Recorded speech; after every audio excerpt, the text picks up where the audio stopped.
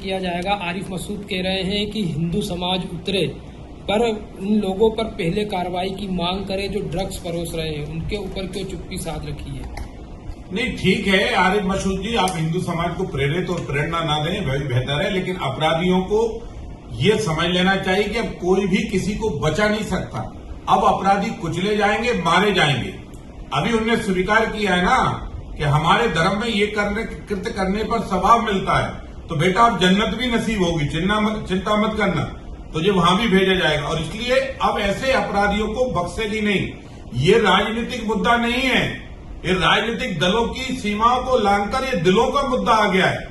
हर हिंदू के मन में इस बात का आक्रोश है कि वो अपनी बहन बेटियों को अपने हिंदुस्तान में नहीं सुरक्षित रख पा रहा, और केवल लव के नाम पर फंसाया जाता वहां तक ठीक है, लेकिन उनका शारीरिक शोषण कर उनको दरिद्रगी के राय पर ढकेला जा रहा है। और इस अपराध लव जिहाद के खिलाफ संपूर्ण हिंदू समाज सड़कों पर है।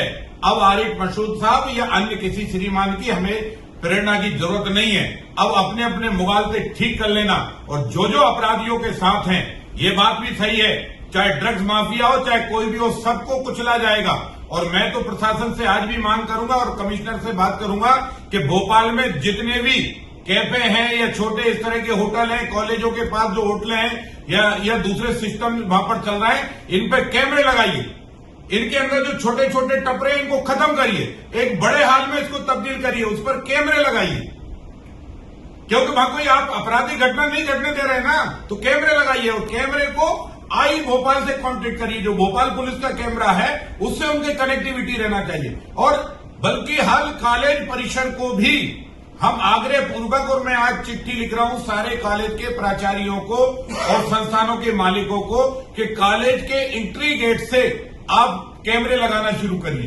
कॉलेज परिसर के आसपास कौन कौन घूम रहा है इसकी भी जानकारी, स्कूल परिसर के आसपास कौन कौन घूम रहा है इसकी जानकारी भी भोपाल पुलिस को होना चाहिए। और भोपाल पुलिस का जो आई साइट है कैमरे की, उस पर उसका फोकस में कनेक्ट किया जाना चाहिए। अपराधियों को बख्शा नहीं जाएगा, कुचला जाएगा।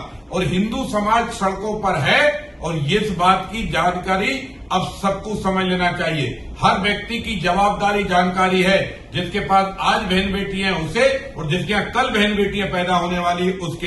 हर के मन में आक्रोश है कि मैं अपनी बहन बेटियों को अगर नहीं बचा पाया तो जिंदा रहना भी मेरा व्यर्थ है। और इसलिए अपराधियों को सार्वजनिक सजा भी हो, और सार्वजनिक सजा समाज देगा भी, बख्शा नहीं जाएगा, ध्यान रखना।